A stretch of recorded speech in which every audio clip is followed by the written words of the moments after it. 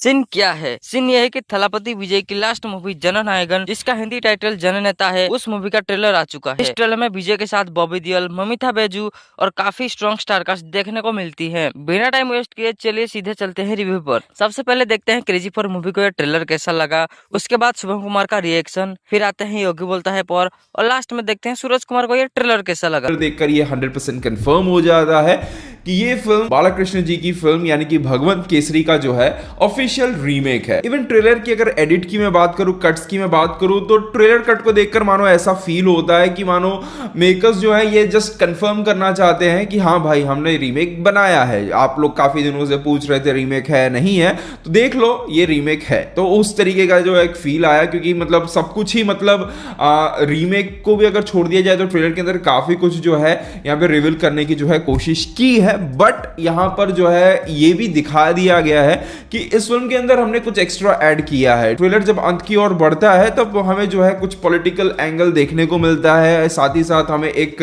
Robot kind of चीज भी जो है हमें लास्ट में एक ग्लिम्स उसके वही देखने को मिल जाता है।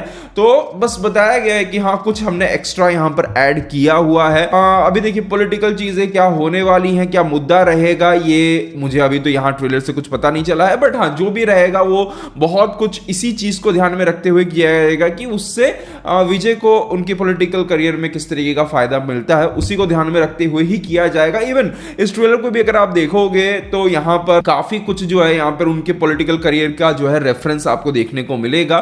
सबसे पहले तो उनका जो एक नाम हमें देखने को मिलता है, सबसे पहले कि थलापति वेट्रिकोंडन नाम जो देखने को मिलता है, तो टीवी के उनकी पार्टी का ही नाम है, तो वो चीज हमें यहां पर उसका भी एक रेफरेंस मिलता है। फिर एक शॉट आपको देखने को मिलेगा जिसमें विजय बीच से चलते हुए आ रहे हैं जंगल के अंदर और दो हाथी देखने को मिलते हैं, तो उनका पार्टी का जो सिंबल है उसके अंदर भी आपको दो एलिफेंट्स जो है वहां पर देखने को मिलते हैं। फिर उसके बाद एक जो डायलॉग आता है कि मैं अब मुड़ के वापस नहीं जाने वाला हूं, तो वो चीज मतलब वो बोलना चाहते हैं कि जिन लोगों को डाउट है कि क्या ये विजय मतलब अगर सक्सेसफुल नहीं होते हैं तो क्या वापस चले जाएंगे, पॉलिटिक्स छोड़ के मूवी में आ जाएंगे, तो वो एक मतलब एक जवाब देना चाहते हैं कि नहीं मैं वापस नहीं आने वाला हूं। हालांकि वो तो वक्त ही बताएगा कि वो वापस फिल्मों में आते हैं या नहीं, बट हाँ इंतजार जरूर रहेगा। दो चीज मुझे भाई एंडिंग में समझ में आती है कि एक डायलॉग है वापस जाने का तो सवाल ही नहीं उठता, आई एम कमिंग। मतलब मुझे ऐसा लगता है कि वो फैंस को बोल रहे कि मैं फिल्में नहीं छोड़ूंगा भाई, आई एम कमिंग, मेरी आगे भी फिल्में आती रहेगी। और एंडिंग में एक और बोलते हैं कि पॉलिटिक्स करेगा, करप्शन, वो सारी चीज भी ऐसा लगता है कि अगर वो जीत जाएंगे तो पहला उनको तोड़ेंगे जिसने अब तक करप्ट किया है मार्केट को। बहुत सारे लोग बोल रहे थे कि ये भगवंत केसरी का रीमेक है, एनबीके की जो फिल्म आई थी,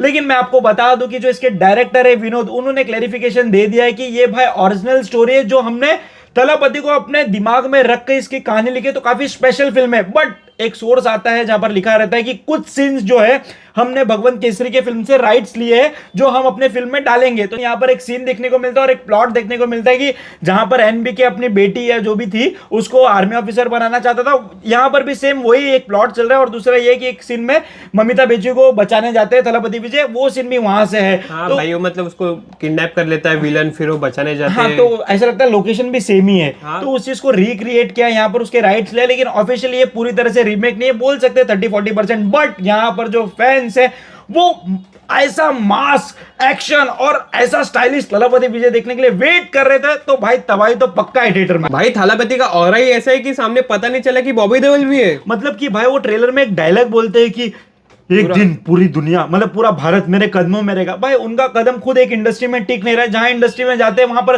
डायरेक्टर प्रोड्यूसर देख के बोलते हैं यार आपको थोड़ा मारना पड़ेगा रे, क्यों आप काम करो विलेन बन जाओ, क्योंकि आप अपना एनिमल में चुप थे ना, आपको मार के चला गया रणबीर कपूर, तो आपको मारना था वहां पर, तो शायद इसके लिए उनको एज ए विलन ले लेते। लेकिन मुझे एक सोर्स से पता चला कि थलापति ने मुझे पर्सनली बुलाया था कि जब उनका पॉलिटिकल मीटिंग चल रहा था कि हमें कैसे स्टेट के लिए फाइट करना है, लड़ना है, तो उन्होंने मुझे बोला कि देखो ये फिल्म को मैं लास्ट फिल्म इसलिए बोल रहा हूं ताकि फैंस इस फिल्म को ऐसा देखेंगे कि इसका कलेक्शन इतना हाई हो जाएगा कि उसके बाद कोई भी फिल्म इतना कलेक्शन कर ही नहीं पाएगी, और मैं सारा पैसा ले लूंगा और स्टेट डेवलपमेंट में लगाऊंगा जब जीत जाऊंगा, वरना तो फिल्म करते ही रहूंगा। तो दिमाग देख रहे हो, ये इनसाइडर न्यूज है, प्लीज इसे काट के कहीं भी क्लिप को वायरल मत करना, इसलिए मैंने फास्ट बोला ताकि आधे लोग को समझ आए। हाँ भाई थोड़ा अनिरुद्ध का बीजीएम जो सॉन्ग विंग में आया तो वो इसमें भी होना चाहिए था, थोड़ा फीका लगा। फीका इसलिए लगा क्योंकि हमने हिंदी डब देखा है जहां पर डबिंग भी थोड़ा पुअर लगता है, नेटफ्लिक्स से करवा लेते तो 4 चांद लग जाते। मुझे सूत्रों से पता चला कि इसका डबिंग संकेत मात्रे ने किया है। पता नहीं भाई इसको कौन बता देता है, इसको सीरियसली मत लो। की तो यस समझ में तो आ ही रहा है कि थलापति विजय को काइंड ऑफ ट्रिब्यूट देने के लिए ही ये फिल्म बनाई गई है, जिसमें थलापति विजय इस फिल्म में एक्चुअल थलापति ही बने हैं। आई मीन उनका नाम स्टार्टिंग में थलपति वेत्रिकोंडन लिख के आता है एंड वो है एक पुलिस ऑफिसर जो ऑफ कोर्स एक फियरलेस कॉप होंगे एंड वो अपनी बेटी को भी मिलिट्री में ज्वाइन करवाना चाहते हैं। 2 मिनट 52 सेकंड के इस ट्रेलर में आपको फील होगा कि इसमें सिर्फ और सिर्फ थलपति विजय ही है, जिसमें उनको लार्जर देन लाइफ दिखाया जा रहा है। उनका स्वैग, उनकी एक्शन, इवन पॉलिटिकल एंगल को ऐसे दिखाया कि जैसे वो खुद बता रहे हो सबको कि कैसे नेता को जनता की सेवा करनी चाहिए वगैरह वगैरह। एंड ये सब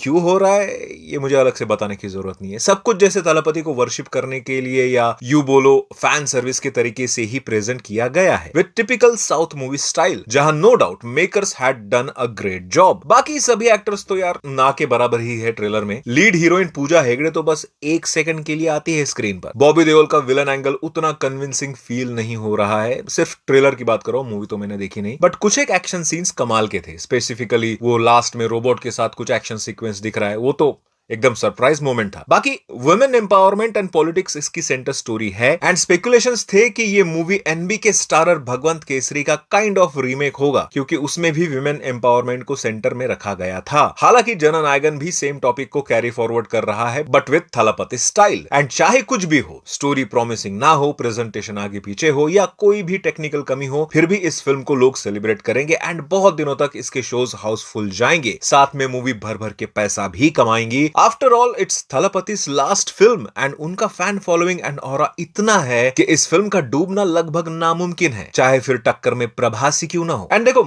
अगर मैं बोलूं कि यार मुझे कैसा लगा ट्रेलर, उससे इस फिल्म को घंटा फर्क नहीं पड़ने वाला। ये मूवी किसी भी रिव्यू या क्रिटिक्स के ओपिनियन की मोहताज नहीं है। इन सब चीजों को इस बार साइड में ही रखना पड़ेगा आपको। फिर भी आप चाहो तो अपना फीडबैक कमेंट सेक्शन में जरूर शेयर कर सकते हो। का जब पोस्टर आया था एंड आज जब ट्रेलर हम देखते तो हमको ये समझ आता है कि ये काफी पॉलिटिकल ड्राइव होने वाली है फिल्म, बिकॉज पॉलिटिक्स में भी जाने वाले थलपति विजय, जो कि ये फिल्म थोड़ा हेल्प करता हुआ भी नजर आएगा उनके पॉलिटिकल करियर को। बट सच बात बोलूं, ये सब तो मैं बस कूल बनने के लिए बोल रहा हूं, बिकॉज वो बंदे का फैन फॉलोइंग का कोई हिसाब ही नहीं, कोई सवाल ही नहीं, कोई जवाब ही नहीं। आप अभी लेटेस्ट मलेशिया में देख लो वो रूप, इतनी क्राउड तो ऐसा लग रहा था माइकल जैक्सन के लिए आई थी जितना थलपति विजय के लिए आ गई थी। साला सोचने वाली बात है कि लोग इतना स्टारडम पाने के लिए तरस रहे, रो रहे, लेकिन ये बंदा इतना पीक पे आने के बाद सीधा पॉलिटिक्स में एंटर हो रहा है। छोड़ो यार, उनका लाइफ, उनका विश, मेरी तो उनसे बात भी नहीं होती, वरना मैं खुद उनको बोलता कि आओ क्रिटिक्स के लाइन में। बट क्या पता, नो वन नोस कि वो वापस से भी फिल्म में आ जाए। छोड़ो, अभी जाने दो। लेकिन मैं जननेता जो हिंदी डब इन लोग ने ट्रेलर डाला, पहले उसकी बात करूंगा,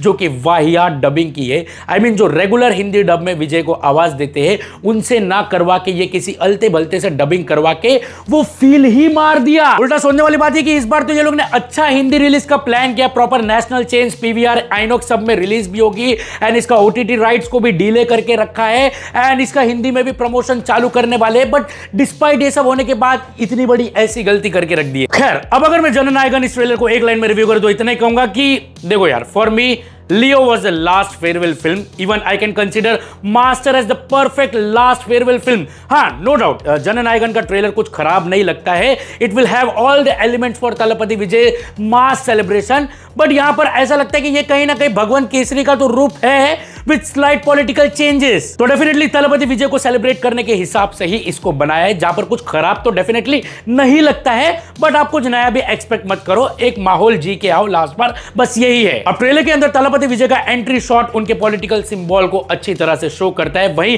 एक्शन सीक्वेंसेस भर भर के देखने मिलेंगे फिल्म के अंदर, वो भी ट्रेलर से समझता है. बट ट्रेलर के अंदर अनिरुद्ध का म्यूजिक काफी फीका लगता है, या ऐसा फील कराता है कि ये अनिरुद्ध का म्यूजिक है ही नहीं. मैं आपको आज भी बताऊं, थलपति विजय एंड अनिरुद्ध का कॉम्बिनेशन को लेकर मैं एक ही चीज मानता हूं कि यार ये लोगों ने जिस हिसाब से लियो मास्टर के लिए वर्क किया था ना, आप मास्टर का एग्जांपल लो, मास्टर का टीजर इतना एडिक्टिव बना दिया था, इतना रिपीट मोड पे बना दिया था कि भाई उसका ट्रेलर लाना कभी ये लोगों ने जरूरी समझा ही नहीं. वो टीजर अकेला काफी था हाइप बनाने के लिए. अब देखो ना, वो मास्टर मूवी में थलपति विजय वर्सेस विजय सेतुपति का जो टक्कर हुआ था, क्या चुम्मा फील हुआ था यार. मैं उस फिल्म को 3 से 4 बार थिएटर में देखा था एंड आज भी वो एक्सपीरियंस गोल्ड लगता है. एंड यहां पर आप जननायकन में बॉबी देओल को देख लो, तो मैं सच बोलूं यार, देखो एनिमल के बाद मैंने बॉबी देओल से कुछ एक्सपेक्ट किया नहीं.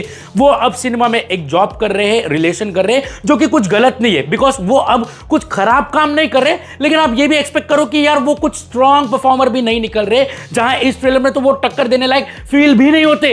सो ओवरऑल जननायकन को ओजी लैंग्वेज में तमिल फैंस के साथ सेलिब्रेट करूंगा तालिया सीटिया के साथ. इन सब का फुल डिटेल रिव्यू वीडियो आपको डिस्क्रिप्शन में मिल जाएगा, जाकर जरूर चेकआउट कर लेना. अब बात करते हैं मेरी। मैं थलापति विजय का बहुत बड़ा फैन हूँ, इसीलिए ट्रेलर को जज करना मेरे लिए थोड़ा मुश्किल है। मूवी रिलीज होने के बाद ही अपना फुल एक्सपीरियंस शेयर करूंगा। फिर भी ट्रेलर की बात करूं तो बीजीएम काफी पावरफुल है, डायलॉग अच्छे लिखे गए हैं, विजुअल सॉलिड लग रहे हैं। बस एक ही प्रॉब्लम है, हिंदी डबिंग। विजय के लिए जो हिंदी वॉइस यूज की गई है वो मैच नहीं कर रहा। अगर डबिंग संकेत मात्रे या सनूर मिर्जा जैसे आर्टिस्ट से करवाई जाती तो इम्पैक्ट कुछ और ही होता। ओवरऑल बोलूं तो ट्रेलर अच्छा है, हाइप क्रिएट करता है, बस हिंदी वॉइस थोड़ी और बेटर हो सकती थी। मूवी का वेट अब और ज्यादा इंटरेस्टिंग हो गया है। आपको ट्रेलर कैसा लगा कमेंट में जरूर से बता के जाना।